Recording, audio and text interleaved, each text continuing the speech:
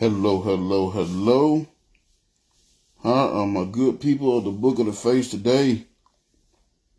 I hope everybody is well on this wonderful, hot, scorching Monday.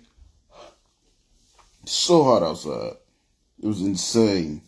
It's actually, even though it was hot today, like because of sun and temperature, I think it was worse yesterday after it rained because it was so humid. Oh my goodness, I couldn't even breathe. Insane.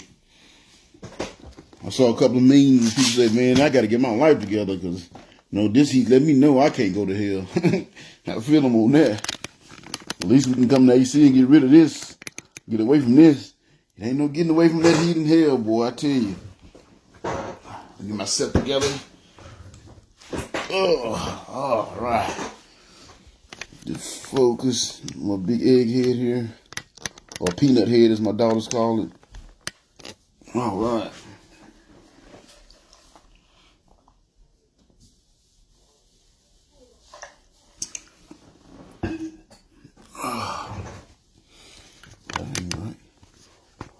Sometimes my OCD kick in. I'm like, man, does it feel like it's angled and it ain't squared up just right?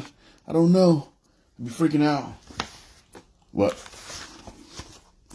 appreciate y'all being here tonight. Just give just 1 minute as I get myself together. Then I go ahead and get started.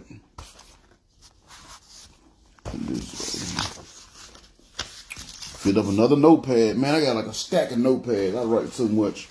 I basically, I know a lot of pastors, they do like an outline. I have to write all my thoughts out because my stuff be just all jumbled up. I don't write it out. I forget it. I still end up forgetting some stuff. Or like, oh man, I wish I would have said that. But I always let the Holy Spirit guide me, and I figure I say exactly what needs to be said for those that need to be helped. So that being said, I'm going to say it's a couple of minutes after 7, so I'm gonna go ahead and jump into this lesson for the night, so I don't have to hold y'all no longer than I have to. So, of course, how's everybody doing? Hope everybody's doing well. Again, it's Monday. Thank you for being here tonight. Of course, I'm Brother John, minister, brother, pastor, whatever, John Stewart of Lost Sheep Ministries, here to bring y'all a lesson tonight. Another lesson in this series that we've been doing on obedience and disobedience. So for the last few weeks, this is lesson number 6. So for the last few weeks, 5 weeks, so this is week number 6, we've been doing a comparison and kind of looking at the blessings that comes with obedience and the curses that come with disobedience. And one of the points tonight is going to really kind of be a comparison of them both. They're both going to kind of be intertwined into what we're going to discuss tonight. So again, I'm John Stewart on behalf of Lost Sheep Ministry, Brother John Stewart on behalf of Lost Sheep Ministry, sponsored by River Lake Baptist Church, here to bring y'all a lesson tonight.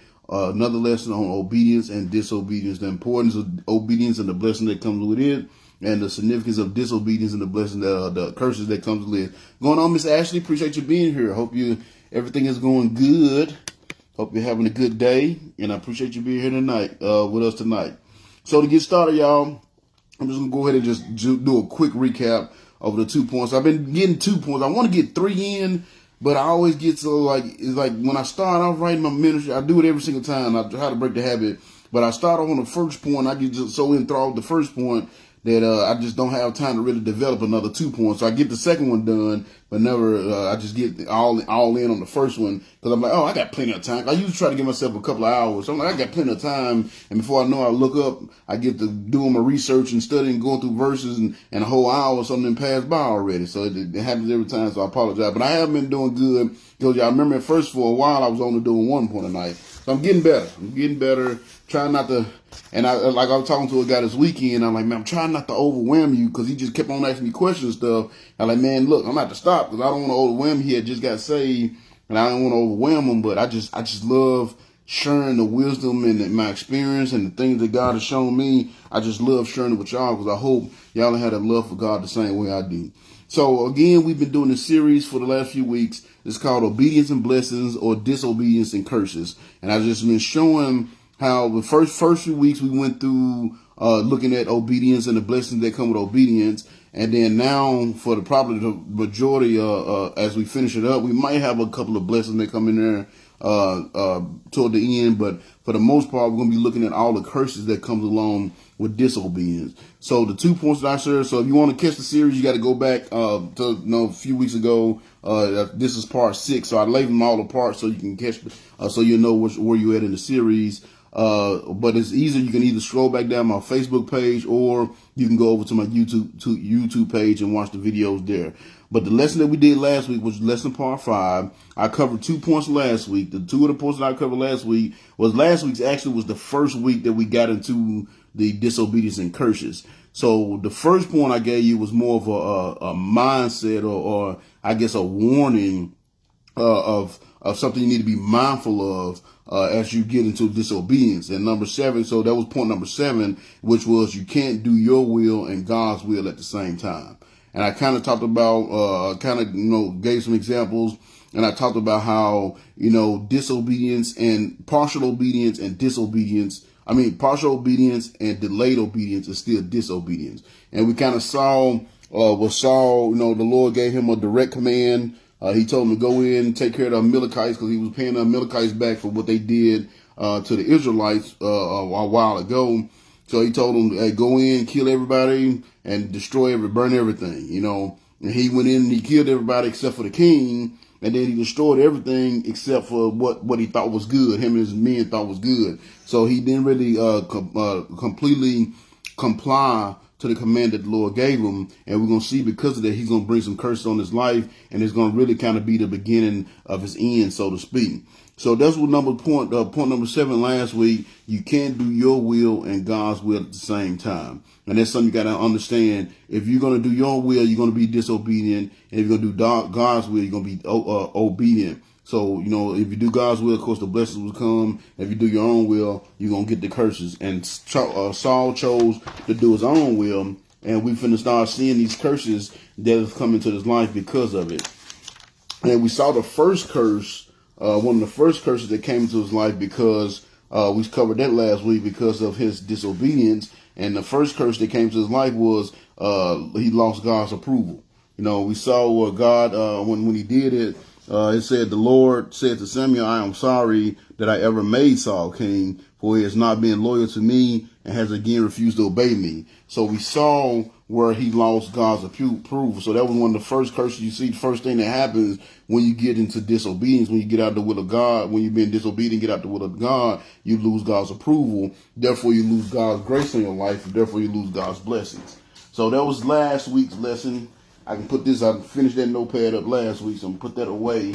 I just pulled it out so I can do my little review with you guys tonight.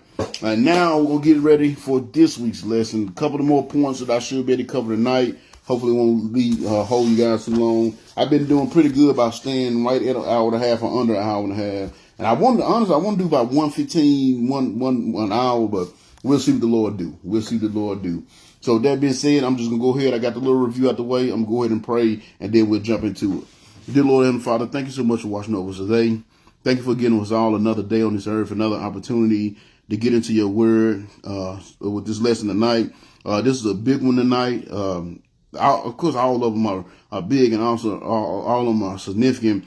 But we're going to see a character. One of the points I'm going to bring up tonight, one of the curses that we're going to deal with tonight, that took out a mighty person right back in the beginning of time, Lord. And we've all been suffering for it because of it. So I pray that you just send your spirit down upon my heart. Give me the wisdom to bring out this truth so these people may see the importance of being obedient. We got to see just how many people in our lives that we affect because of our disobedience, Lord. And we pray that you just continue to watch over us, bless us, and guide us so we can continue to do the things that we need to do to be obedient to your will in our lives, Lord. Give us the discipline to be able to do so, because it's not an easy task. I know I talk about it all the time, and I tell people they should just do it, and it's not an easy thing to do. It takes some time. It takes some work.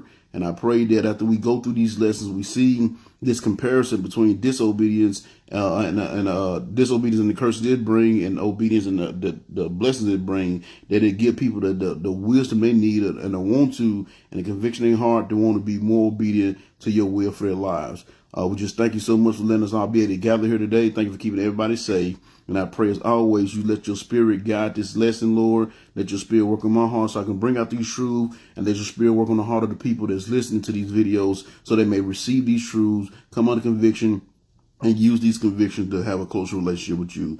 Thank you for all you've done and given. Thank you for this time in your word. And we say this prayer in your wonderful Son, Jesus' name. Amen. All right. Oh, man. That's some good stuff. high quality H2O. So again, we over in 1 Samuel chapter 15. I meant to say that earlier before I started praying, but we over in 1 Samuel chapter 15. I know we've been in 1 Samuel for a while. And, you know, every once in a while we step away. But y'all know this is my ministry. I would like to go fast. I would like to just give y'all some little hot points and keep going, but it's just not how I operate. I want to make sure that you understand the significance of these words. I want to make sure you understand what God wants for your life. I don't want to just speed through it. I want you to, you know what I'm saying, take your time, because that's how I learned. I learned that you got to take your time with me, man. When I learn something new, that's why this new job is so frustrating, because you got to take your time. Now, once I get it, I got it. You know what I'm saying? But it takes a while. I know y'all think, well, you a Kimmy Smart? Like, no, you have to absorb in. You know what I'm saying? It takes a little while. But like I said, once I get it, I get it. And that's why I teach. That's why I teach my lesson like I'm teaching, you know, myself. I want to take my time. Don't want to rush it. Make sure you understand. Give you time for questions if you have questions, anything like that. And I try to make sure I do everything I can to help you have the wisdom and the skills you need to have a good, solid relationship with the Lord and do the work that the Lord has for you to do. So we're in 1 Samuel chapter 15. Tonight, we're going to start over in verse 10. We left off in verse 10 last week, so I'm going to start with verse 10 this week. I like to go like a little bit before and then read down to the point that we have for this week. So, of course, if you're first time reading this, watching this video, watching my videos, I am a wholehearted King James believer, but I always do my lesson out the New Living Translation. It just makes it easier. But, you know, if I see something that need to be, you know, called out, because, you know, they do change it. And I always warn people like that. They do change it. So it's very important. Matter of fact, one of the verses I'm going to read tonight, they're going to change a pretty significant thing. So I'm going to read both versions of it. So they do change it, but, you know, the New Living Translation is just easier for me to teach out of. So that's what I do for my people. So with that being said, I'm over in 1 Samuel chapter 15, and I'm starting verse 10. I'm going to read verse 10 and 11, and our point for the night, one of our points for the night, going to come from verse 11. So in verse 10, the Lord tells us this. It says, "Then the Lord said to Samuel, I am sorry that I ever made Saul king, for he has not been loyal to me and has again refused to obey." And just like I said earlier in the intro, they gave us point number 8, which was, you know, you lose God's approval. That's one of the curses. So then in the next verse, which is verse 11, it says, "Samuel was so deeply moved when he heard this that he cried out to the Lord all night." So Samuel heard what the Lord said. He was so deeply moved. He was so grieved by it that he cried all night. So our point number 9, this is another curse that comes from disobedience, and we've all experienced this. We've all done this before. So one of the curses, another curse of disobedience, which is point number 9 tonight, is the grief you bring into the life of others. That's something that we have to understand. That's one of the worst parts of disobedience, is the fact that others have to suffer because we're being hard-headed. You know what I'm saying? Especially if you like some kind of leader, spiritual leader, or a parent or something like that. You know, when we're out here being hard-headed, doing things we're not supposed to be, the people in our family suffer because of that.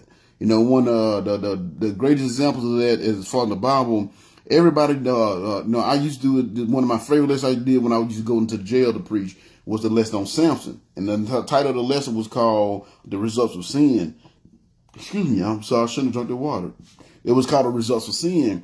And whenever people read Samson, we all know about, you know, we all focus, it's weird, we all focus on Delilah and how she got him to go down. We all focus on his strength, but we never really look at his life. And that's what I do when I always did with that lesson. It was called "The Life of Samson, The Results of Sin." And if you look at Samson's life, you know, the Lord, of course, the Lord called him out. You know, his mom couldn't have a baby. Then the angel showed up and said he's going to have a baby. He's going to be a Nazarite, dedicated to me for life. Don't cut his hair, and he can't drink wine, and gave him all these rules and regulations of things that he couldn't do because he was dedicated to the Lord. And then when you see him grow up, you see Samson was a hard-headed dude. Everything that he wasn't supposed to be doing, he was doing. And because of that, he was causing a lot of problems. You know what I'm saying? But the thing was, he was being disobedient to the Lord. But if you notice, and that's what I always point out when I do the lesson, that whenever something happened, something bad happened, it never happened to him. It was always happening to the people that was around him. Because you remember, it first started when he was on his way. First of all, he was out trying to, flirting with this Philistine girl.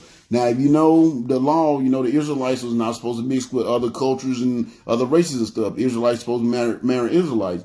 Him being a Nazarite, that was doubly true for him. But yet, he saw this fine little Philistine girl and he wanted to get with her. Parents tried to talk him out of it. He wouldn't listen. Being disobedient. Parents like, boy, you need to find you a nice Israelite girl. Nah, I want this girl. I want this Philistine here. She got a booty like ain't no other. You know what I'm saying? So he went out chasing this Philistine, and you remember on his way to go, court her or whatever, a lion attacked him. And if you read the Bible, if you read your Bible, you pay attention to it, when the lion attacked him, he was beside a vineyard. Now, again, he was a Nazarite, so he should have been nowhere near a vineyard because he's not supposed to be around grapes or raisins. So you see, it was a whole lot of disobedience in his life, and really the lion had to pay the price because he was being disobedient. It started off right there. And you're like, well, no, the lion tried to kill him. Yeah, the lion was just being a lion. Had he not been where he was at, the lion wouldn't have attacked him. You see what I'm saying? And if we stay in the will of God, then we can avoid the attacks of the devil. Because what does it say about the lion, the devil? In 1 Peter it says the devil walks about as a roaring lion, seeking whom he may devour.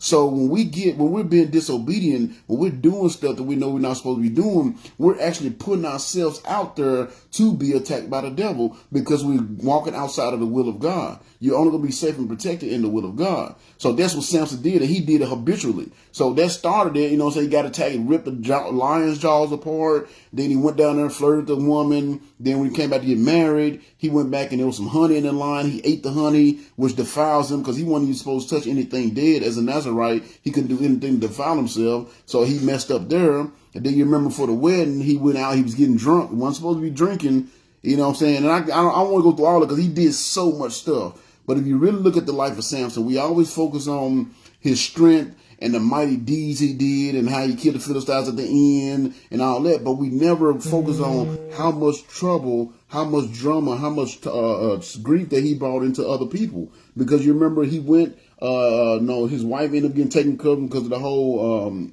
he came up with the riddle. And his wife, tricked him into giving her the answer to the riddle. And when he got mad, he went and he killed some dudes and robbed them, took their clothes. So those people had to suffer because of his little riddle. And then his wife got taken from him. And then he got upset when his wife got taken from him. And he went back and burnt the Philistines' crops to the ground. Then the Philistines retaliated by coming and setting up camp and raiding Israel. So it was a whole lot of back and forth. And then the whole situation started because he was being disobedient.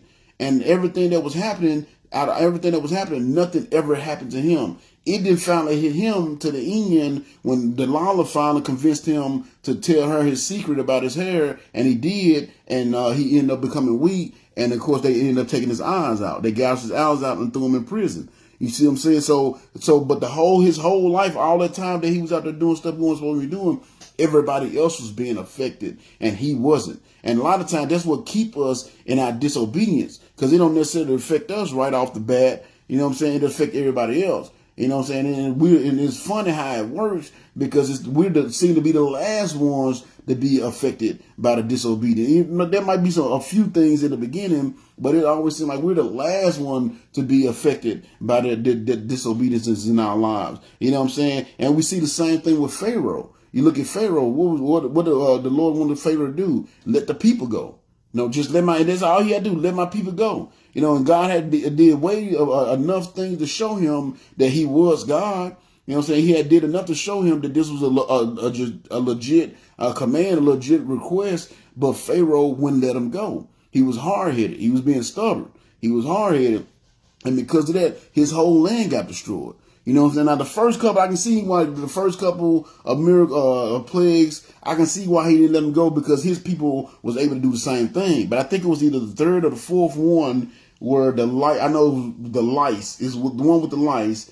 And they created, you know what I'm saying? They made, I think it's the dust and the lice came up on the people and his people couldn't do that. And that's when they went back like, oh man, this is the finger of God. Like this is God here. And then from that point on, they never were able to do the same things, bring back the same plagues that Moses did. So it was clear that what was happening was from God, but he refused to do it. You know what I'm saying? So for a few refused to obey God's command. So even though because he was refusing to obey God's command, everybody else in his country was suffering. And y'all remember all the stuff that happened. I ain't got to go through it. They had, plague of frogs, and they had the locusts ate everything. And I ain't putting them in order, but it's just some of them. The locusts ate everything. At one point, they had a plague of boils. They had where hail came down and destroyed all the crops.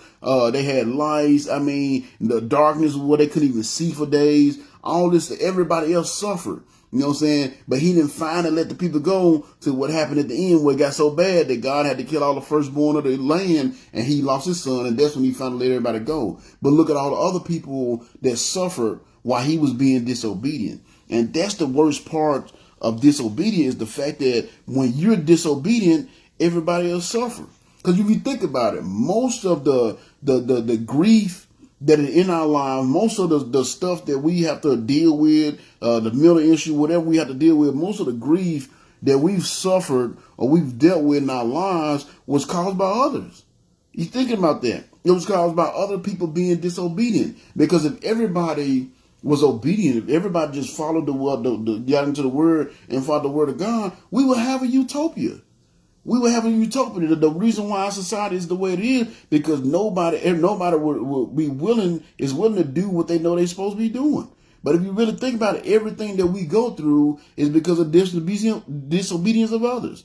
I mean, when you look at the families that's broken apart by divorce, you know what I'm saying? The family had a good family, things are going good, and all of a sudden they got divorced. Why? Because either the wife or the husband cheated, but one of them cheated. They didn't stay obedient to their vows. So now the family's destroyed.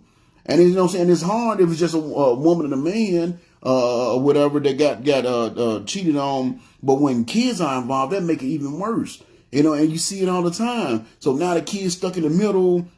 Sometimes it can be a nice divorce. Sometimes it's an ugly divorce. I know my childhood, my best friend, the guy I've literally been friends with since like I was 1 year old. He ended up getting divorced, but it was a quote unquote good divorce. They still co-parent, awesome. They still friends. Really hang out sometimes, and that happens every once in a while. But a lot of times it's pretty bad, and the kids are stuck in the middle. You know what I'm saying? The kids are stuck in the middle. The kids got to choose a side, all because of one person being disobedient. I've been on one of my favorite comedians is this white guy named Gary Owen. I love this dude, man. It's like everything he say is funny. You know what I'm saying? He just has a way of making everything funny. And I was watching his interview. He did an interview with Shannon Sharp, not like Cat Williams. I mean, Cat Williams came up, but he didn't do a Cat Williams type interview. But he did do an interview with Shannon Sharp. But he was just talking about how sad it is because since his divorce, like he haven't been able to see his kids. And him and his kids was close at one point, never missed, even though he was always on the road and things like that. He never really missed, any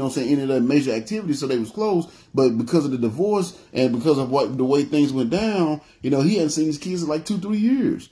Man, that's horrible. You know what I'm saying? So not only does he have to deal with the grief, his kids got to deal with the grief as well. Because now they're missing a parent. Now they're not whole. So you think about stuff like that. A lot of the grief that we deal with is because of other people being disobedient. You know what I'm saying? Like I said, him and his wife, they broke apart. He said he did cheat. I'm not sure if that was it, but he said they were just growing apart anyway. And, you know what I'm saying? He cheated after they started growing apart. But either way it go, it was some disobedience in the relationship, and the kids are having to pay for it. You know what I'm saying? We think of all the families and lives that's been lost and all the families torn apart by gun violence.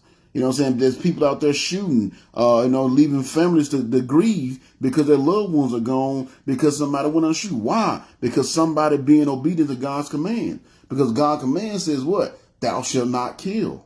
So we just listen to God's command and wouldn't kill anybody, then we wouldn't have all these people dying from gun violence. We wouldn't need the gun laws. We wouldn't need all this stuff because people be following the will of God. And we'd be able to live a nice, peaceful life. Like I said, if we want to have utopia, which is possible, everybody has to be on board. And that's the thing. Everybody has to be on board. And if everybody on board, if everybody follow the laws, and everybody treat each other because that's one of the golden rules. Treat every man like you want to be treated. So if you treat everybody like they want to be treated, I don't want to be shot, so I'm not going to shoot nobody else. You know what I'm saying? I don't want to be screwed over, so I'm not going to screw over nobody else.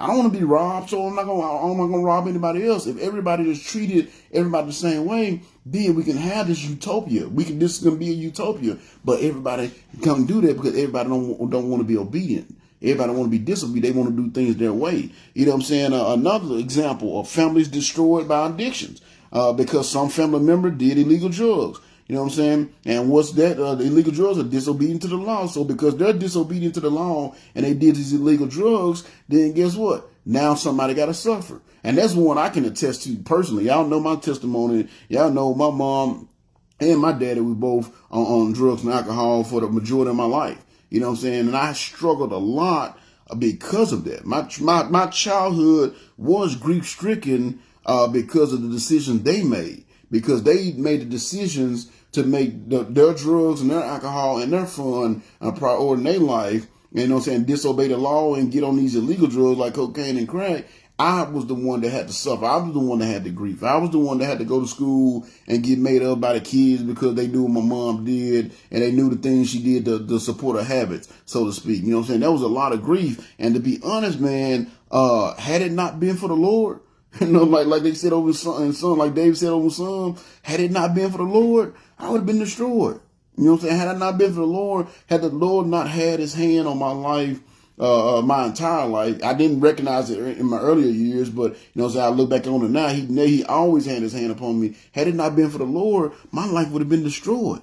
You know what I'm saying? And I know what I'm saying because I was grief, and that grief will lead you to do things that you weren't supposed to. It leads you to self-medicate. It leads you to self-harm. It'll lead you down the same path that the parents that caused the grief went down. You know what I'm saying? So had it not been for the Lord, I wouldn't be the man that I am today. I wouldn't be here sharing my testimony and doing these things that I'm doing to further his kingdom today. I wouldn't have been able to. You know what I'm saying? Because of the grief that I went through. But it was only because of God's presence. My grandma keeping me in church and me feeling God's presence on me is what kept me going. I was always, even though I had all that grief going on, I was inside, I was hurting. On the outside, I was always smiling. You know what I'm saying? I always had this joy. And I had this joy in my heart too. I just didn't know where it was coming from. And that's why now that I recognize it from the Lord, that's why I be on here preaching for 2-3 hours every during the week, because I want y'all to have that same joy. Because that's the only thing that got me through my grief was the joy of the Lord. That's why I say if it's not for the Lord. You know what I'm saying? And then you got families that's destroyed by legal. You know what I'm saying? There was families that were destroyed by illegal drugs and addiction. But you also got families that's been destroyed by legal drugs and addictions. You know what I'm saying?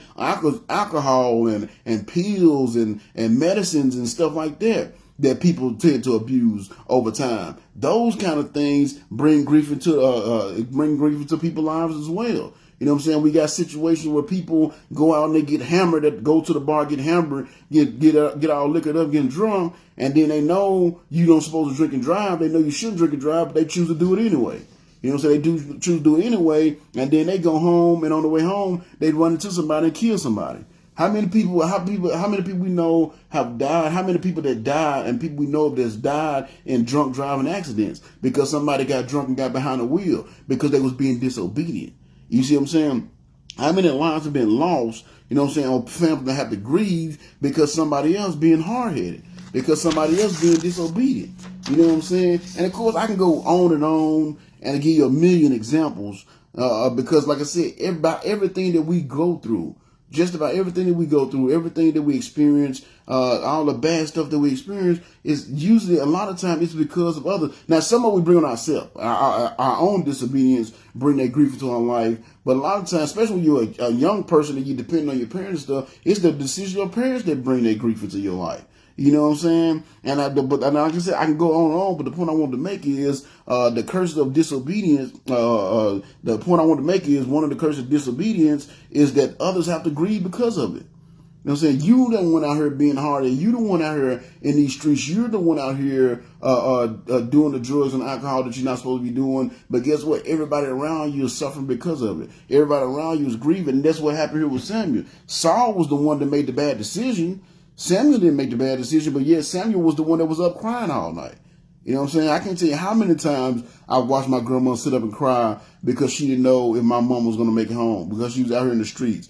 Or, you know what I'm saying? I remember, like I said, y'all know me, you know, I know I talk about it all the time. You know, I would smoke all the time, but I've never been a drinker. I always hated drinking. And the reason why I hate drinking, because I had an uncle. And y'all probably heard me talking about it before if you watched me long enough. But I had this uncle. Matter of fact, he was my mama's twin. My mama was known, her drug was crack, and his was alcohol. And this guy, when he was sober, the nicest guy you would ever meet. I mean, the nicest guy you would ever meet in your life. But when he drank, he always black out. He one of those, once he drink. And he get blackout drunk. And man, he would come in 2, 3 o'clock in the morning acting a plum fool. Whatever plum fool is that he would do, he would come in and act a plum fool. I mean, he'd be cursing my grandmama out. He'd be cursing us out. And we was kids. You know what I'm saying? We like 6, 7, 8 years old. We got to get up and go to school the next morning. And he done came in from the bar or whatever, 2:30 in the morning, cursing everybody out. I mean, for hours. He would go on sometimes for hours. And we wouldn't even get no relief. We wouldn't get no peace until finally he just pass out somewhere. And then, of course, he wake up the next morning, don't have no clue what happened. Hey, how y'all doing this morning? Like, nigga, you held me hostage last night with your words and your belligerence. And you just want to wake up this morning like no big deal. You know what I'm saying? And that caused a lot of grief. It was so many days I went to school and I couldn't focus at school, or I was falling asleep because I was tired, because I was held up all night because of him acting a fool because he came in drunk. You see what I'm saying? And you think about it, it seems unfair. How is it that my disobedience affect you like that? You know what I'm saying? How is it that the world's disobedience, I'm doing what I'm supposed to be doing, but everybody else's disobedience is affecting me? Everybody else's disobedience is causing me to have to grieve. Like, it don't seem fair. You know what I'm saying? And the thing is, it's not, because everybody always want to try to find something to say that God is unfair or that God is unjust. Everybody always try to find something. And what the thing is not that God is being unfair, and it's not that God is being unjust. I believe it's God trying to show us how we're all connected. And that's what people don't get. That's why there's no room in your heart for racism. Like this whole Israelite thing. I think my neighbors cutting their grass, y'all. I'm just going to have to talk over. But this whole Israelite thing, the Palestinian thing, and the pro this and that, and Ukraine and Russia, there is no, we're all connected. We're all, and I've said this before, I think it's like 7 billion people on this earth or something like that. We're 7 billion copies of the same person, because we all come from the same source, which is God. You see what I'm saying? And that's what I believe God is trying to show us. That's why my decisions, you know what I'm saying, the decision of others seem to affect me more than my own decisions do. You know what I'm saying? That's something I realized a long time ago. My decisions seem to affect everybody else more than it affect me. Just like I said with Samson earlier. Samson's decisions was affecting everybody else more than it was affecting Samson. And that's why Samson kept on doing what he was doing. You see what I'm saying? So we got to understand, it seems unfair, but it's God trying to show us that we're all connected. You know what I'm saying? Trying to show us how connected that we already are. And that's that we all really are. And that's why when we're all obedient and obey God's command, it not only, works out for you. When you're obedient, you obey God's command, it not only works out for you, it also works out for everybody else as well. Because we all benefit from it. And that's why the lesson called obedience and blessings, or disobedience and curses, because we all benefit from everybody. I benefit from you being obedient, just like you can benefit from me being obedient. We all will benefit, and if we can all do it, we have that utopia that we all want to live in. But everybody want to do things that way. You know what I'm saying? That's why when I started preaching this lesson, when I started preaching on Facebook, I wanted to start a New Testament, because that's what everybody do. Everybody want to hear the fun, exciting stuff. Jesus, they come out and saying, yeah, everybody want to hear that. And what we do, we tend to forget that the Old Testament is still relevant. You know what I'm saying? The foundations of our faith is in the Old Testament. The foundations of our relationship with the Lord is in the Old Testament. You know what I'm saying? We can't just completely ignore. Everybody want to completely ignore the Old Testament, and you can't completely ignore the Old Testament. The foundations of everything we believe, everything that Jesus, as a matter of fact, even Jesus said, he said, I didn't come and do away with the law. He said, I came to fulfill the law. You know what I'm saying? It ain't that the law is significant. It's just that the law can't keep us out of heaven anymore. That's the only thing. But it's still significant, and we tend to forget about the Old Testament. That's why like I said, you know what I'm saying, it's easy. I can just jump over to the New Testament, and yes, it's a lot easier to preach out. There's a lot more fun of stories and things of that nature. But I want to go through the Old Testament because so we can remember it's very significant. You know what I'm saying? Because if you look at it, even with this point tonight, the Old Testament, which is where we at, but it warned us of this. You know what I'm saying? It warns us of it. If you go over to Exodus chapter 20, verse 5, it says it. It says that the iniquities of the fathers are visited upon the sons and daughters unto the third and fourth generations. You know what I'm saying? So in other words, what they're saying is your disobedience. If you're disobedient, if you out here in these streets, you out here living the way you want to live, doing what you want to do, if you're disobedient, then your children and your grandchildren and all your future generations are going to have to deal with the grief that you caused while you're here. You know what I'm saying? That's what, we always hear that term of a generational curses. That's where the generational curses come from. It comes from the lives of our parents and our grandparents and all that being disobedient.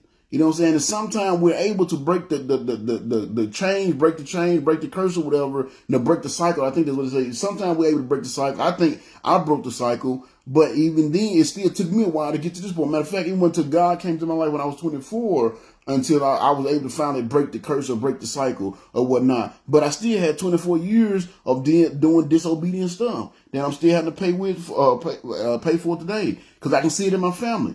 You know what I'm saying? Like y'all know I just love smoking weed and stuff. And of course, when my kids got old, they got to smoke weed. You know what I'm saying? They got into smoking weed and stuff. And I'm like, and it's so fun. I'm like, man, y'all know how badly that almost ended for me. You know what I'm saying? And yes, because I never tried to hide anything from my kids. I never tried to be brand new with my kids. How you doing, Miss Alicia? See, you came in here. I appreciate you being here.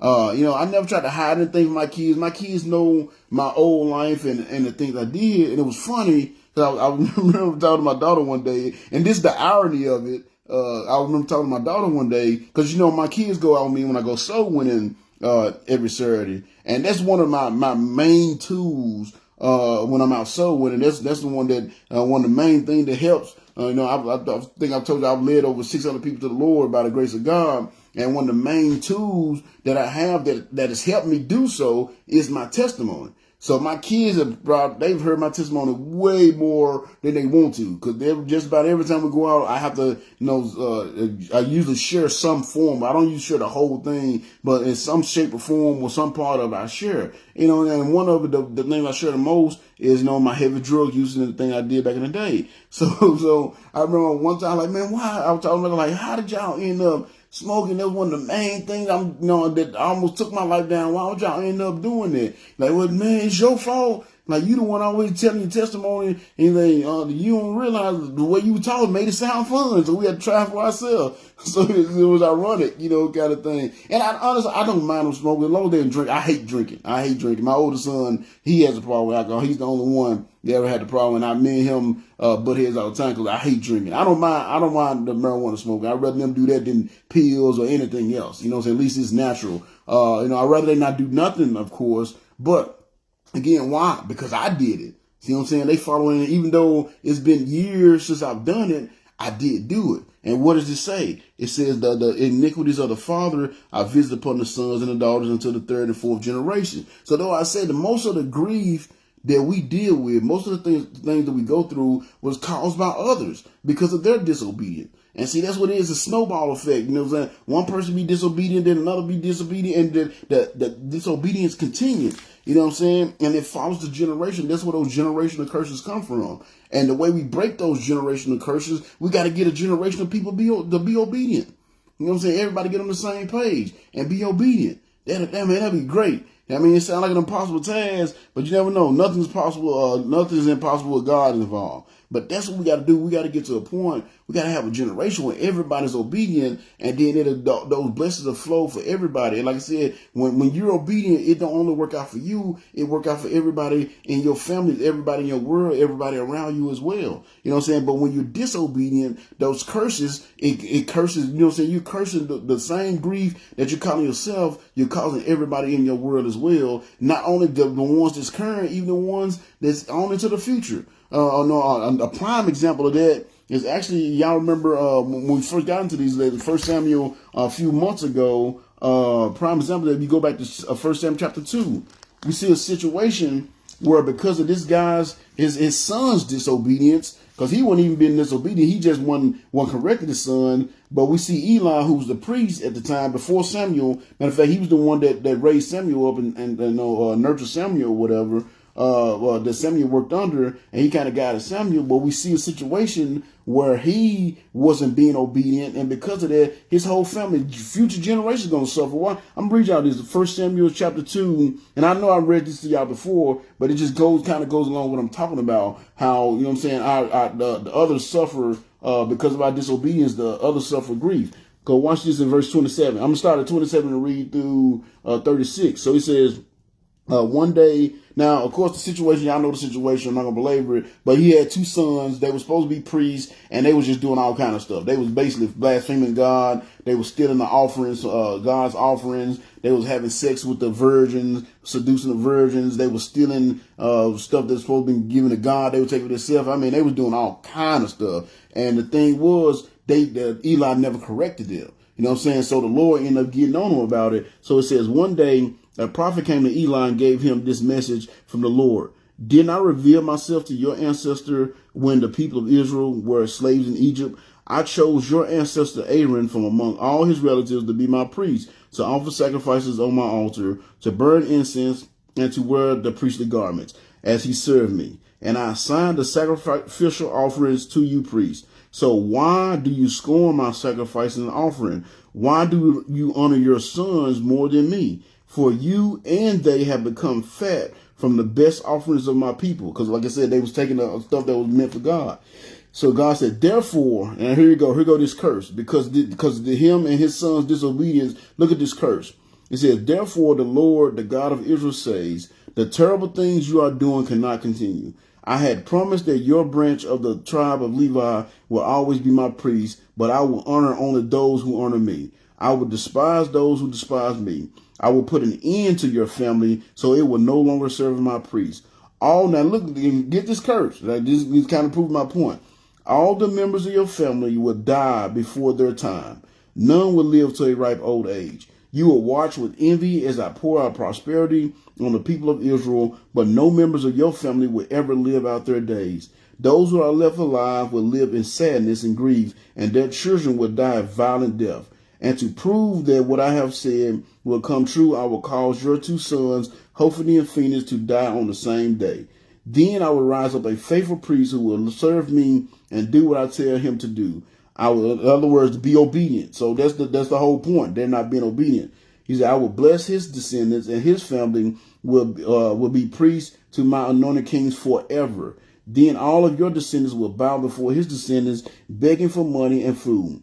Please, they will say, give us jobs among the priests so we will have enough to eat. So you see what I'm saying? You see what happens. So right there, you see the example of the lesson as a whole. You see the blessings that come from the obedience, because the Lord said he's going to pick somebody that's going to be obedient, and they're going to be able to be priests and be serve the Lord for forever. And we see the curse of disobedience. This man, his whole bloodline. It ain't even just a couple of generations. You know what I'm saying? In Exodus, it said, you go down to the third and fourth generation. But what they was doing was so bad that the Lord said, your entire bloodline is cursed. You see what I'm saying? So his entire bloodline have to suffer grief because of what him and his sons was doing. You see what I'm saying? That's insane. That's insane. That's because of him and his family. So that's what you got to understand. We're all connected. We're all connected. So what you do affect me, and what I do affect you. And that's why I do my best to try to live right. I'm not perfect, y'all. I still mess up. You know what I'm saying? I'm still a human. You know what I'm saying? Y'all saw I made a crazy post this week, and I got a kick out of it. You know what I'm saying? Some people got a little shocked by it or whatever, but I'm still here. I'm still a regular dude. You know what I'm saying? I'm still a regular dude. Therefore, I still mess up. But I try my best because I understand my actions have consequences, and not only for myself, but it will bring grief into the life of others. And that's what disobedience does. Not only does it eventually make you grieve, you end up bringing grief into the life of others. So we saw another situation where that kind of happened. That was a situation where Elisha had a servant named Gehazi. And this guy named Naaman, he was a Syrian, and he was his commander, and he had leprosy. So he came. Y'all probably know the story. I've taught it before. But basically came to Elisha. He wanted to be healed of leprosy. So, you know what I'm saying? So he came to Elijah, wanted to be healed of leprosy. Long story short, Elijah told him what to do, and he was going to be disobedient, but somebody talked him into being obedient, and when they did, he went down and he got healed of his leprosy. So he came back after he was healed, and he wanted to give Elisha all his money and all these clothes and stuff, and Elijah's like, no, I didn't do it for that. Just take your stuff and leave. So Elijah's servant was being greedy. He's like, man, we should have let the dude go with all that. We should have got some of that money. So after the guy left, he ran behind the guy and told him, like, oh man, he lied. Oh man, my master, because again, Elijah, which was his master, told him, let it go. No, we don't need that. Let it go. So, and matter of fact, he even told Gehazi, because Gehazi asked him, like, man, should we have let him leave with all that? He's like, man, look, it's not time for all that. Let it go. But Gehazi, he just wanted to be greedy. So what he do? He ran, caught up with Naaman and said, oh man, my master, some people came in and we needed some stuff for him. So I tell you what, you can just give me some of that stuff, to take for him. And the guy, he was happy to do it. Naaman was happy to do it and gave it to him. So then when Gehazi got back, Elijah was like, where was you at? He said, oh, man, I wasn't nowhere. He said, you didn't think I didn't see you when you ran up on Naaman and asked him to give you some of that money and clothes that I told you to leave alone? But he said, because of that, the leprosy that Naaman was healed from, now is going to be on you and all of your generations. So again, we see where the disobedience of one brought in the grief in the life of others. And again, it sounds unfair, but it's not unfair. It's God showing us how connected we are. And that's why when we make our decisions, when we make a decision, whether it's to be obedient or disobedient, we should be thinking about not only how to affect ourselves. And that's what most of us do when we make our decisions. We only think about ourselves. We don't think about how to affect others. You know what I'm saying? And you got to understand that this is why a lot of families are broken up and friendships are ruined, things of that nature, because people are only thinking of themselves when they're making a decision. But again, you got to understand, every decision you make affect everybody. So when you make good decisions, when you make a good decision to be obedient, other people are blessed by it. When you make bad decisions to be disobedient, other people are cursed by it. And we saw that. We see that, like I said, we saw that with Eli and his family. We saw that with Gehazi and his family. And the thing you got to understand, not only can your disobedience cause physical, because the ones that we just read, those examples I gave you, those are more of a physical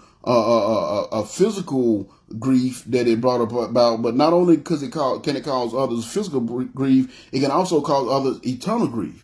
What am I saying? Your disobedience can keep people from being saved. And because they died without salvation, they got to go to hell, and they down in hell for forever, eternity. We saw that with Jonah. When Jonah not going, remember what did God tell Jonah? Get up, go to Nineveh. Tell them that the destruction is coming. And he said, maybe once they hear what I'm proclaiming to come on them, maybe they'll change their hearts and turn their wicked ways to get saved. But Jonah didn't want to do it. So what did he do? He jumped on the boat, went the opposite direction. Then he ended up being stuck in a fish for 3 days. So it was about 3 or 4 days that Jonah should have been there that he got there. So he basically got there 3 or 4 days later than what he should have got there. Had he listened to the Lord and been obedient. So think about it. It said Nineveh was at least 120,000 people in that city. Do you know how many people died in that city in those 3 or 4 days that he wasn't there? So think about where they are now. They're now in hell because he didn't go there when he was supposed to. He was disobedient and didn't go where the Lord commanded him to do. You know what I'm saying? Because when he did show up, what happened? Everybody got saved. It said, hell, even the animals got saved. Because it said even they put sackcloth on the animals. Even the animals repent. I don't know how animals can repent, but if you read it, that's what it sounds like. It said even the animals got saved. You know what I'm saying? So had he showed up when he was supposed to, everybody would have been saved. But because he was being disobedient, there's a large score of people that went to hell that didn't have to go to hell, but they went to hell because he was being disobedient. So now they got eternal grief. You know what I'm saying? They got eternal grief. You know what I'm saying? And it's so important because I saw that over the last couple of weeks, man. The Lord has blessed me. He's used me over the last couple of weeks. So I've been going down to Dixon because for a while I was doing my soul winning all the way in Paris and out west, more close out west, because I was doing like a drug rehab counseling. And that's what I do. I take the guy soul winning with me, and the house is out in Camden, which is out west. So since my guy ended up graduating and I ain't had to do that in a while, so I started back going out east. I kind of abandoned the Dixon area, unless it was a day I was down that way. So it's been a while. So I've been going to Dixon for the last few months. So then it hit me the last couple of weeks, like, man, now I'm abandoning the West. So I need to start going back out west. So last Saturday, I just got this urge to go down to Paris to go soul winning. And I really didn't have the time because my son's birthday was last week, and it was also Father's Day. So Saturday night, we were supposed to go out because that was his wanted for his birthday. He wanted to go ride go-karts. So the place to go ride go-karts is like an hour and a half away. So the only way we was going to be able to get there and have enough time to really enjoy it is if I left there early. So I really need to go somewhere pretty close to go soul winning, and Paris is about an hour away, but so I was like, man, I need to go somewhere close. But it was just something in my heart, like, you need to go to Paris. It's been forever, you need to go down there. And I was like, man, I do not want to go to Paris because if I go to Paris, we're going to have a lot of time. We're going to end up leaving late. And I was making all excuses, but it was just something was in my heart, like, go to Paris. So I obeyed. I did. I obeyed. And I went down to Paris and I went to the project and I knocked on about the third door and the guy came to the door. Got to talk to the guy, good guy, asked him about salvation. He said he wasn't saved. Said him and his girl, one saved, they had some bad experiences. It was some things that went on that just kept them from ever hearing the gospel and making that decision kind of thing. So I got to talk to the brother, and I said, man, there's no coincidence that I came by here today. He said, no, for sure it ain't. He said, because first of all, I don't even leave here. This is my This is my girl's apartment, my baby mama's apartment. He said, second, because I had asked where she was at. I was like, well, maybe I can talk to her as well. He said, man, she just left like a few minutes before you got here and took my son to the park. And said, actually, I was supposed to go with them, but something told me to stay at the house. And because he stayed at the house, I got to share the gospel with this guy, and he got saved. You see what I'm saying? So had I not been obedient, he would have got saved. And I still got home. Now, we didn't get to hang out as much. We got to the place. We still had like 2 hours to hang out, which was actually cool because that saved me, kept me from spending more money because we didn't spend out there that long. And we still had a great time. You know what I'm saying? I wish we'd had a little longer, but it was worth it because that young man got saved. You know what I'm saying? The Lord had already been working on his heart. He said he'd been thinking about it, but because they had some bad experience, he never kind of went that way. He never made that decision. And because I was obedient, like I said, I did not want to go to Paris. I was thinking, but it's just like somehow go to Paris. And I went and I was obedient, and that guy was able to get saved. You see what I'm saying? And then this past weekend, same thing happened once again. But this time I actually wanted to go to Paris. I just didn't want to go to the area that I was in because I want to go to Paris because I need to get some new running shoes. And the place I need to use to get my shoes at is a shoe show in Paris. So I'm like, well, I just go down to Paris, go soul winning, and then go to the shoe show because they close at like 9.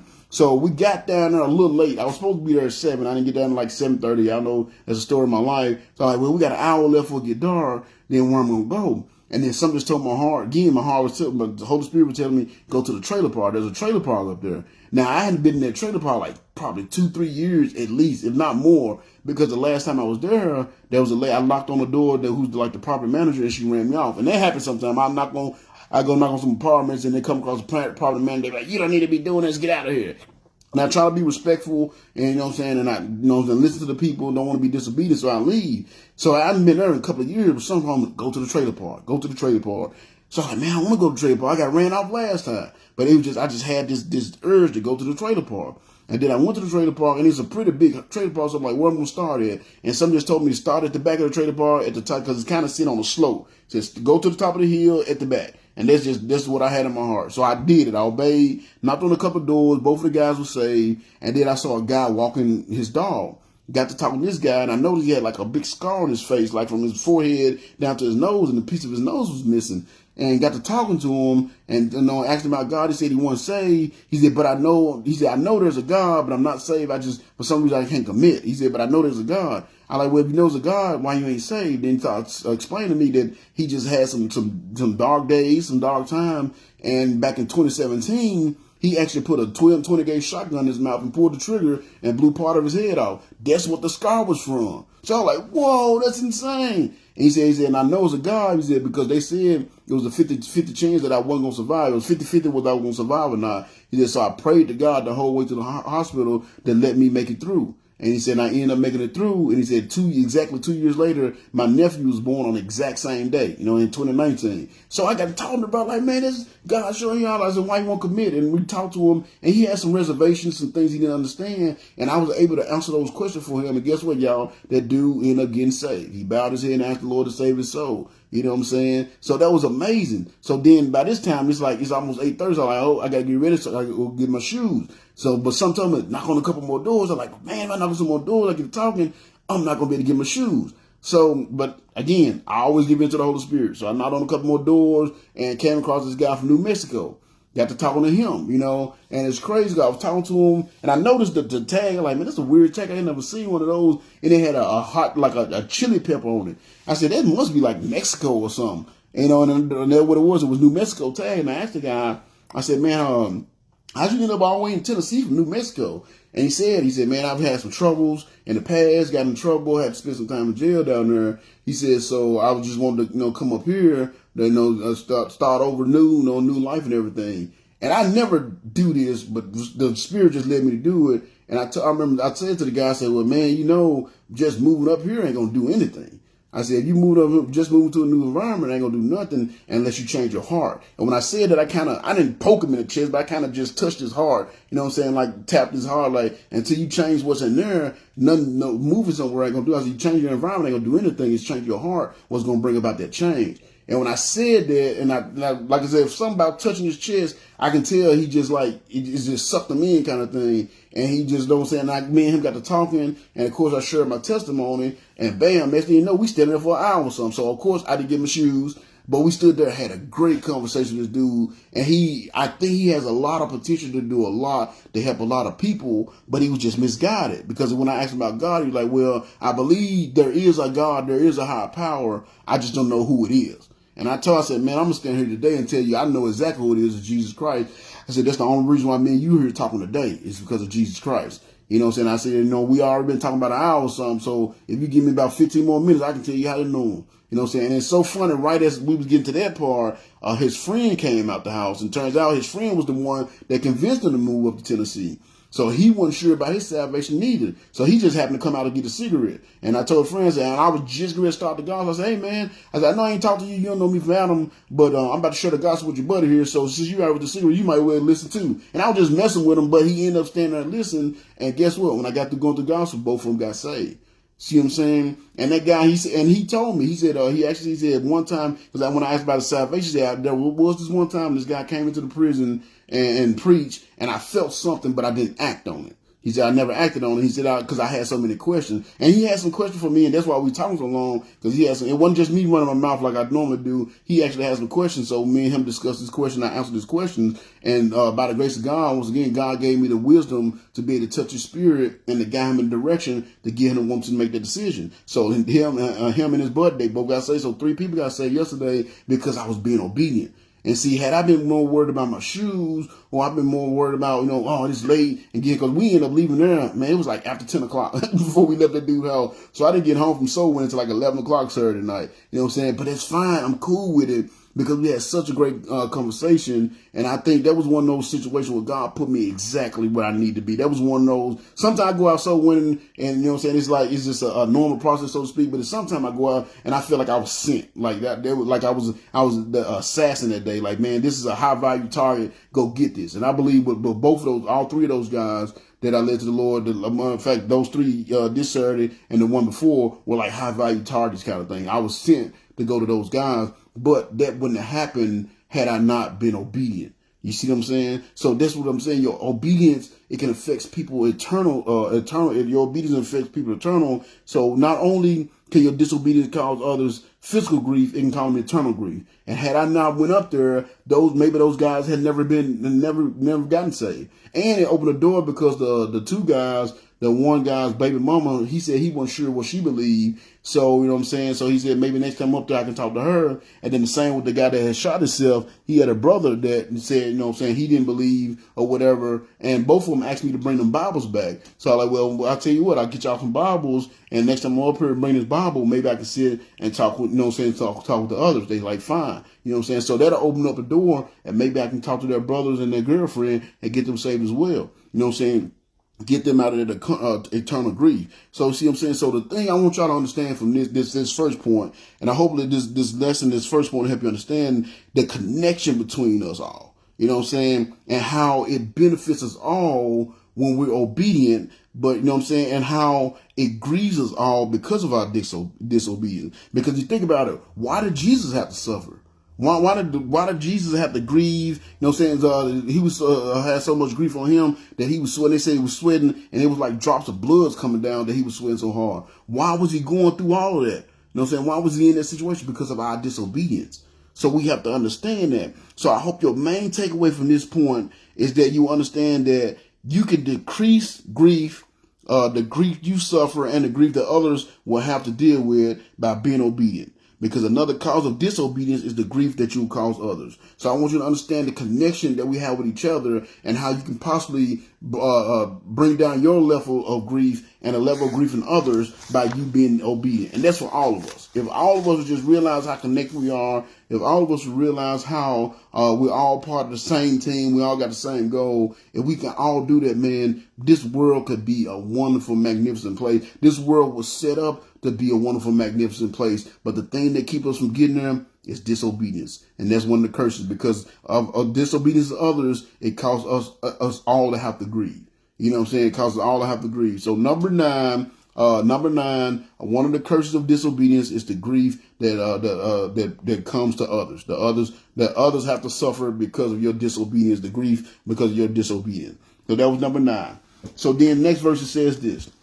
It says, so in verse 12, it says, so early the next morning. So again, Samuel was up crying all night because of Saul's, he was grieving all night because of Saul's disobedience and God's disapproval of Saul because of his disobedience. So then it says in verse 12, it says, early the next morning, Samuel went to find Saul. Samuel went to find Saul, and someone told him Saul went to Carmel and set up a monument to himself, and then he went on to Gilgal. So that's going to be point number 10. Point number 10 is this, and we're going to take that from verse number 12. Point number 10 is this.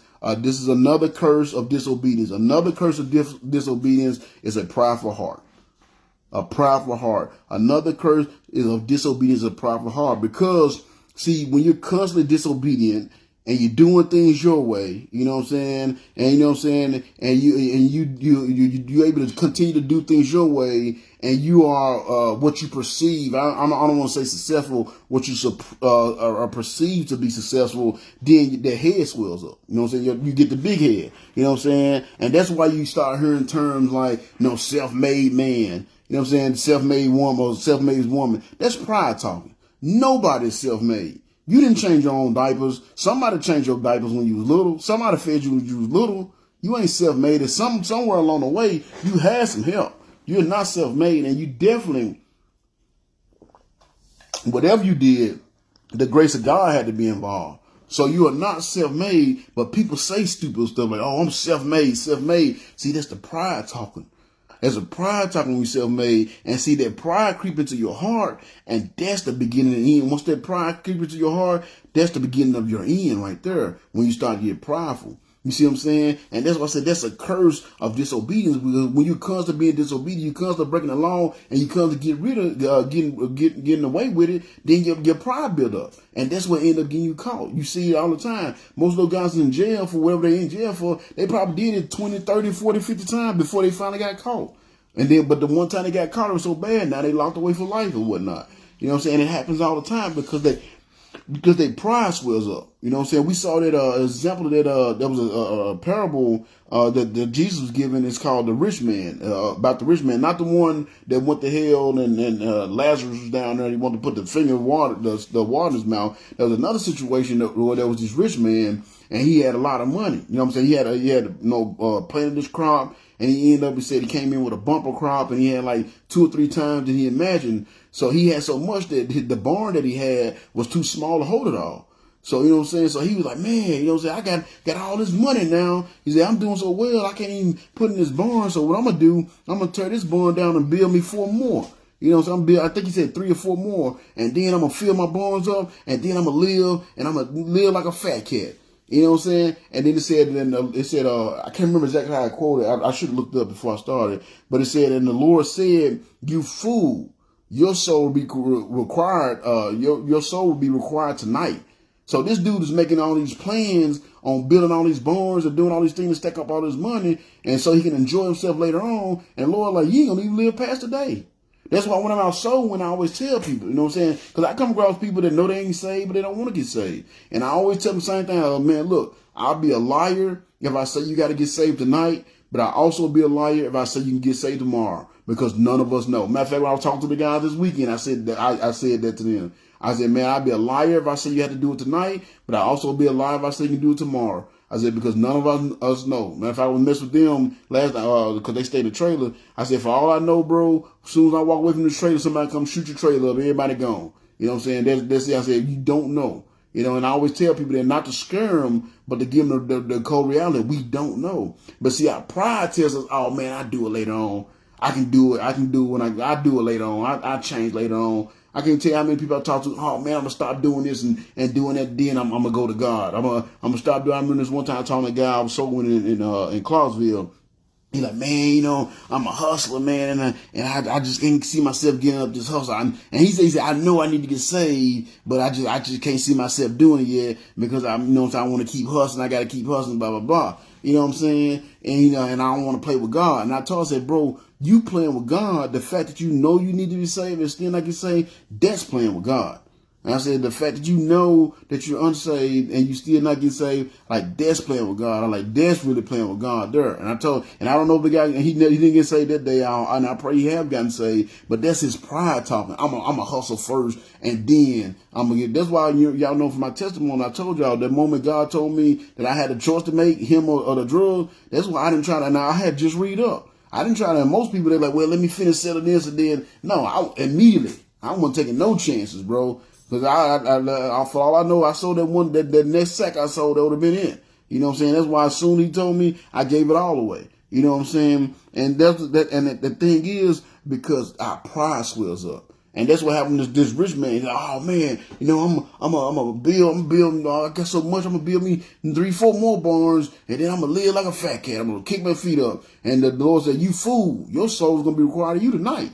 You ain't gonna be making tonight. You spent all this, your whole life stacking your money, and you know what I'm saying? And you didn't stack what it really meant with some eternal security. He didn't have that. He had plenty of financial security and earthly security, but he didn't have eternal security. And look where it got him at. He said, you fool. You know what I'm saying? And that's why, man, because that pride swell up. And that's why it's a curse of disobedience, because he spent all his money, all his life chasing money, and he had all his money, and he didn't feel he needed God. You know what I'm saying? But when he go through that door called death, you're going to see that money is what he didn't need. He should put more focus on God. And that's why, man, some of the hardest people it is to witness to is what's called, quote unquote, successful people. You know what I'm saying? The successful people, is so hard to reach them. You know what I'm saying? That's why I always go to projects. That's why I hang out. You know what I'm saying? I go to the trailer parks. That's why I go to the low income areas. You know what I'm saying? Because successful people, they don't feel they need God, but people in those areas know they need God because they've seen God work in their life. They've had the times where the refrigerator was bare and they didn't know how they were going to eat, and somebody came through with something.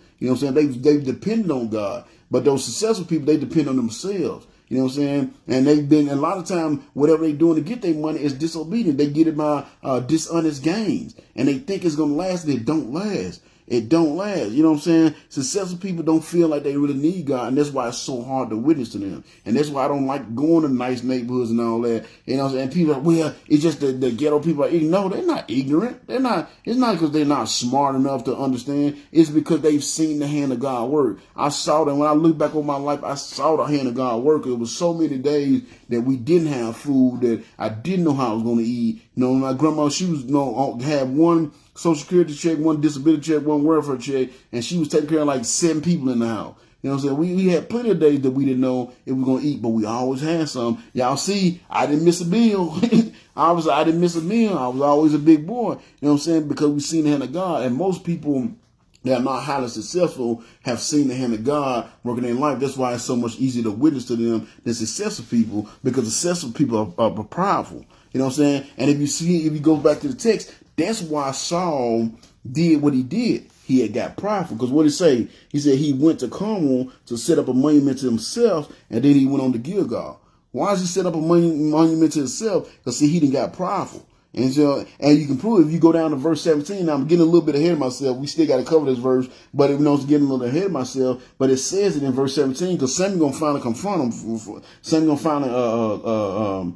finally catch up to him. He's gonna confront him about it. And watch what I'm saying. And I'm gonna read the King James version because I like the way the New Living Translation. I don't like the way they word it. But in verse 17, it's down a few verses. In verse 17, he said, "And Samuel said, when thou was little in thine own sight, was thou not made the head of the tribes of Israel, and the Lord another thee king over Israel?" In other words, when you was humble, did I not make you king when you was humble? But see, now he got prideful. He's going setting up monuments to himself. You see what I'm saying? And honestly, in my opinion, I believe pride is the main reason why we disobey. I believe they go hand in hand. And that's why I say disobedience is a prideful heart is one of the curses of disobedience because they go hand in hand. Most of the stuff we do, because in order for you to disobey, you had to have known there was a rule or command that you needed to obey.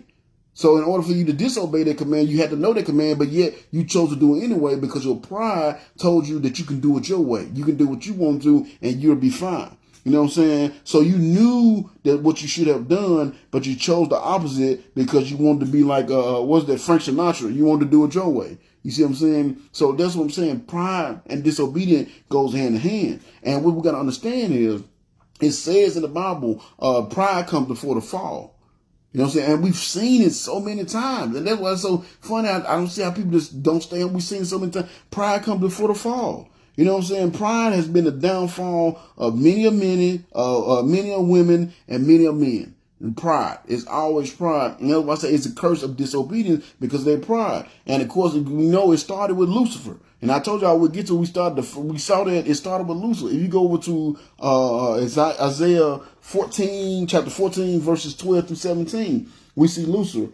It says, how art thou fallen, O heaven, from heaven? Now, this is one, I'm going to use the King James Version. It says, O Lucifer. Now, this is one of those verses you really got to be careful. This is why I always tell y'all, make sure you read your King James. You know what I'm saying? Like I know I teach out the New Living Translation, but I read both of them because sometimes they do some sneaky stuff. So over here it says, how art thou fallen from heaven? It calls him O shining star, which is actually a name given to Jesus. But if you read the King James Version, it says O Lucifer. And this is the first time and the only time it mentions Lucifer's name in the Bible, and they take it out and replace it with the name of Jesus. So that's why you got to be careful with it. And I know, like I said, I know I teach out of it, but I got y'all back. But he says, how art thou fallen from heaven, O shining star, son of the morning? Like I said, that's Lucifer in the King James Version. He said, you have been thrown down to the earth, who destroyed the nation of the world. For you said to yourself, I will ascend to heaven and set my throne above God's stars. I will preside on the mountain of the gods far away in the north.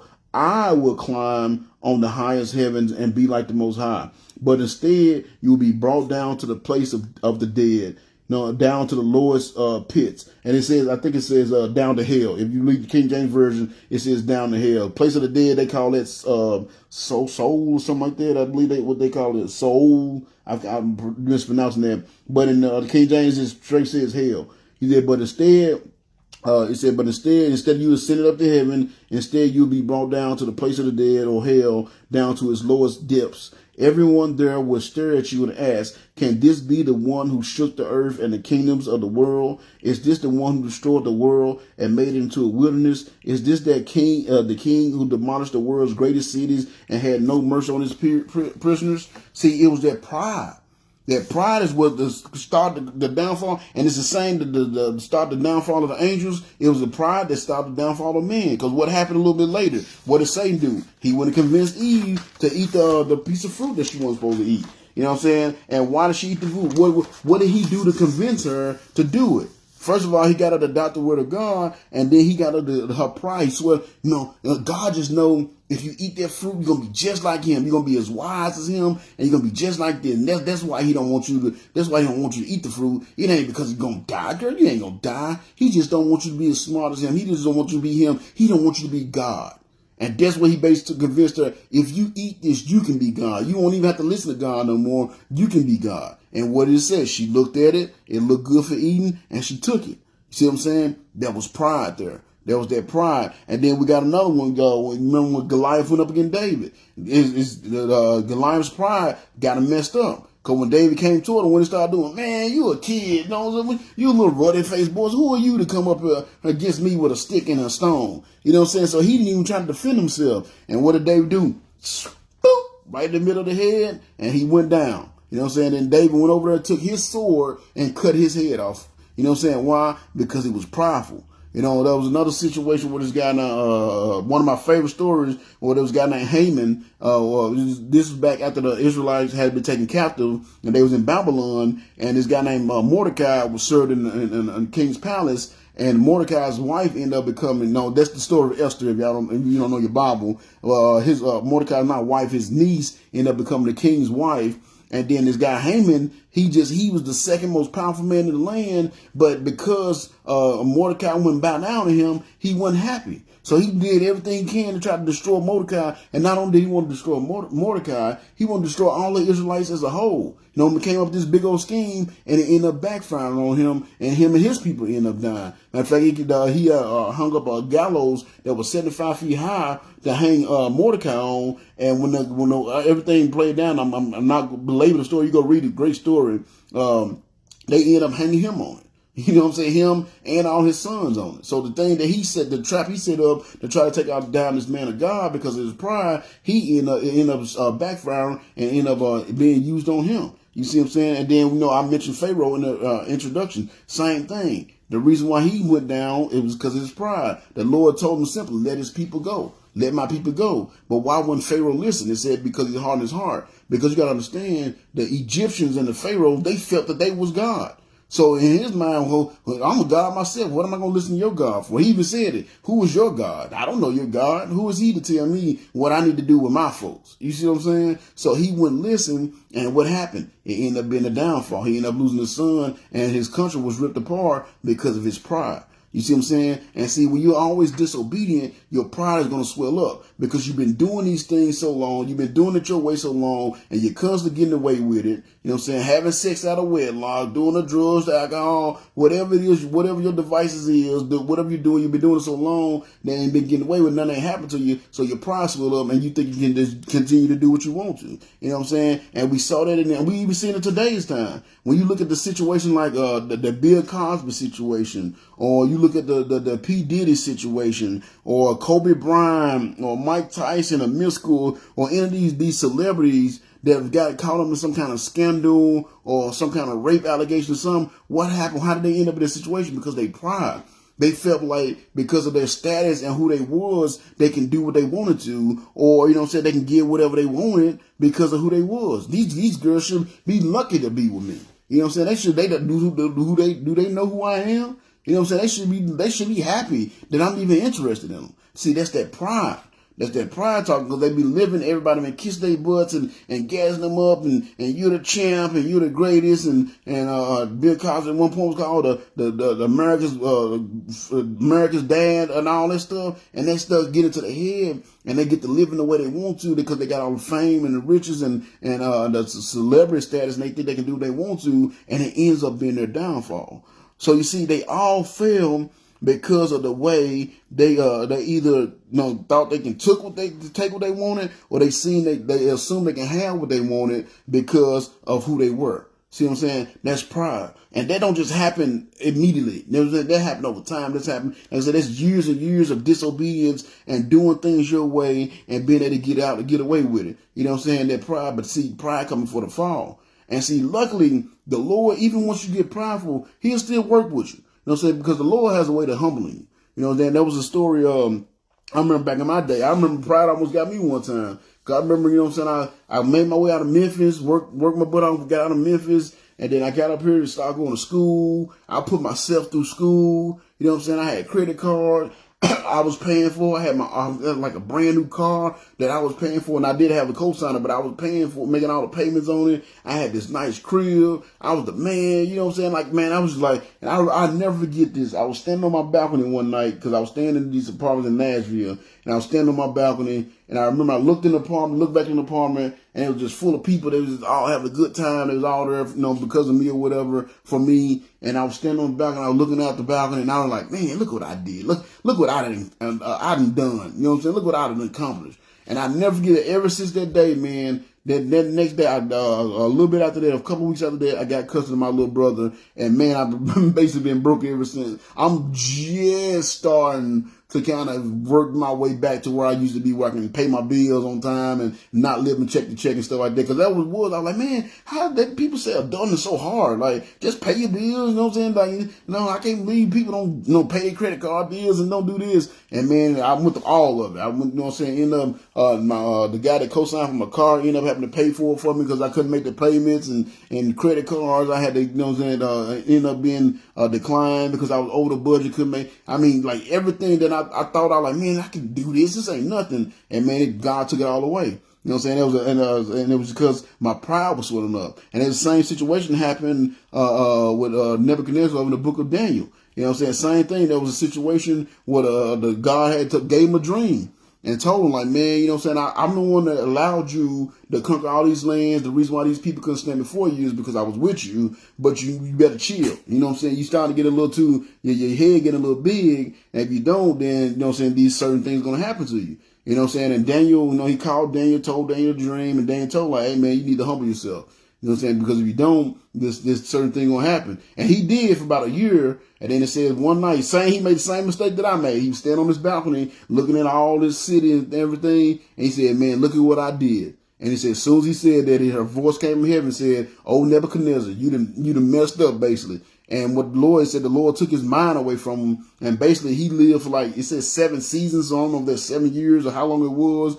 But for a period of time, he lost his mind and he lived like an animal out in the woods. And they said, you know what I'm saying? And it was so long that his hair became so matted that it was like feathers. It was like thick feathers. And they said his toenails and his fingernails became as thick and long as like claws. So it was for quite some time, but he spent that time out in, it says 7 seasons, out as, you know what I'm saying, as basically as an animal. So he was like, crawling on all fours and eating grass like the animals and all that stuff. Why? Because he was prideful. And then after the 7 seasons was over, finally he looked up to heaven and gave glory to God, and God gave him his mind back and gave him his kingdom back. You see what I'm saying? So when in the situation with me and Nebuchadnezzar, we got blessed because eventually we had the wisdom to humble ourselves and you know what I'm saying, we got another chance to do it right.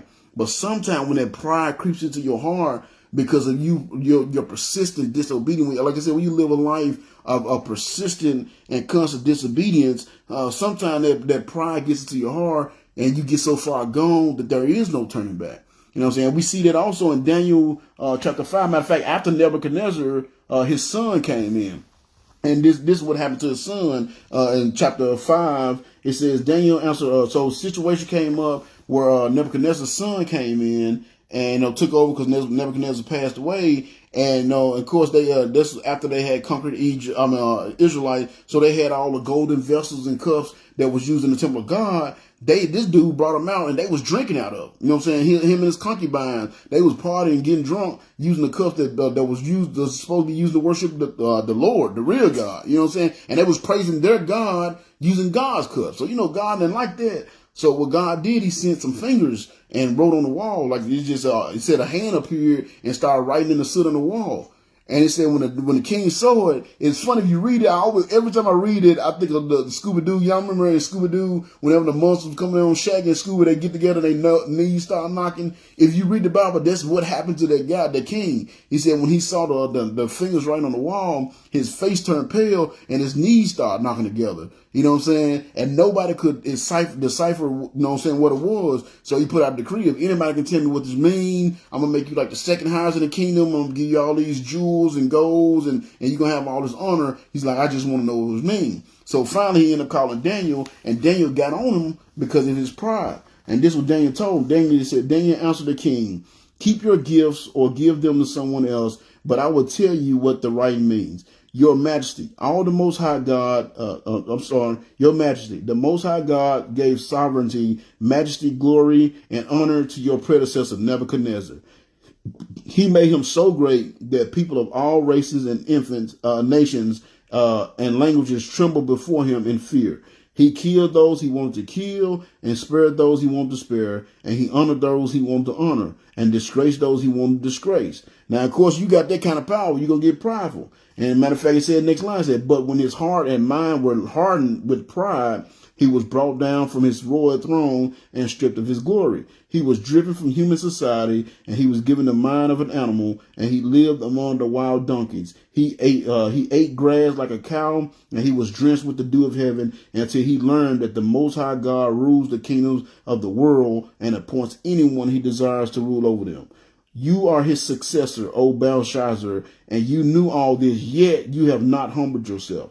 For you have defied the Lord of heaven and have had these cups from his temple brought before you. You and your nobles and your wives and concubines have been drinking wine from them while praising gods of silver, gold, bronze, iron, wood, and stone. Gods that neither see nor know anything at all, but you have not honored the God who gives you the breath of life and controls your destiny. So God has sent this hand to write this message. This message that was written was Mene, Tekel, Parsin, and this is what the words mean.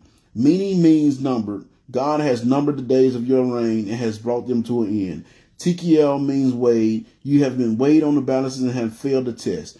Parsin means divided. Your kingdom has been divided and given to the Medes and the Persians. Then at Belshazzar's command, Daniel was dressed in purple robes, a gold chain was hung around his neck, and he was proclaimed the third highest ruler in the kingdom. And that very night, Belshazzar, the Babylonian king, was killed, and Darius the Mede took over the kingdom at the age of 62. So you see, he was so far gone. He knew what his dad went through. He knew the thing that his dad had done, but he was so far gone. He was so disobedient, had lived so long in disobedience. You got to think about the son of a king. He probably was never told no, was able to do everything he wanted to when he wanted to do it. So, you know what I'm saying? So he was used to having his way and doing things his way. So when he had that, when he got there and his heart got lifted up, God had to humble him. But see, he was so far gone. That was David saying, you knew what your daddy did, and at least your dad humbled yourself, and yet you didn't do the same thing, and now you got to die. You see what I'm saying? Because pride comes before the fall. So you see what I'm saying? So you got to understand that pride comes before the fall, and that's one of the curses of being disobedient. You would eventually develop a prideful heart because you're already showing the pride. You know what I'm saying? That the pride is what's making you disobey, and the more you disobey, the more prideful you're gonna become. So when you, like I said, when you get to a certain point, you will have that prideful heart that will end up being your downfall. So I'm gonna end with this. Cause I'm right here at my time. I'm gonna end with this statement here, and this is how I'm gonna end. It says, it said the longer. Something I want y'all to understand from this point. The longer the longer the disobedience, the greater the pride, and the quicker the fall. Because pride is a curse of disobedience, and the fall is a result of that pride. So that's it, y'all, for tonight. I got them in right under the wire at my time. I hope I didn't rush that last one, but I hope y'all understand how important this is. These are little things that's going to happen. These are the curses that come about when you choose to do things your own way. When you choose to walk your own path, you're going to constantly have problems. You're going to constantly have these curses. And I want to point these curses out. And y'all saw, you know what I'm saying, the first few lessons was all nice and pleasant. Like, man, these blessings going to come. You're going to have this. You're going to have this protection. You're going to have God's grace. But these next ones is not. It's not going to be. You know what I'm saying? And that's really the reality that we need to deal with. We need to live in and understand that these are the things that we bring. We make our lives rough. Not only do we make our life rough, like in point number 9, not only do we make our lives hard, we make the lives of others hard by being disobedient. We're all connected. You know what I'm saying? Everybody in your family, everybody in my family depend on me, doing the things I'm supposed to be doing, serving the Lord like I'm supposed to be. And we've been living, we've been prospering because of it. You know what I'm saying? But if I ever got to hurt my butt and I changed went back to my old wicked ways, I'm telling you, I won't be the man that I am today. I pray that never happens, but I'm not too proud to say, I would never do that, because even David failed. You know what I'm saying? He said he was a man after his, God said he's a man after his own heart. You know what I'm saying? So that's why I don't want that pride to swell up in me. And that's why every day I pray for the Lord to keep my heart humble. I pray for him to guide me where I need to be. And I pray for him to put me and my family in a position that be used by him to continue to build his kingdom. You see what I'm saying? To build this kingdom. So again, that's the point number 9 for the night. One of the curses of disobedience is the grief that you would call others. And number 10 is you would have a prideful heart. Those are 2 of the curses that comes along with being disobedient. So Lord willing, that's it for the night. Like I said, I'm going to go on my end of the announcement right here in my time. Lord willing, next Monday, y'all come back. That'll be the week of the 4th. Luckily, it's not on the 4th, so I can still be just a regular Monday night. I still intend on bringing a message next Monday night. So Lord willing, y'all come back. We're going to get into part 7. We'll get into a couple of more of these curses that comes about when you live your life in disobedience. So be back next Monday, 7 o'clock. Lord willing, I'll be here to bring another part of this lesson. But as always, if you got something I haven't covered yet or something that you want me to talk about that I haven't, some story I haven't covered already, please reach out to me and let me know, and I will work that into my lesson plan.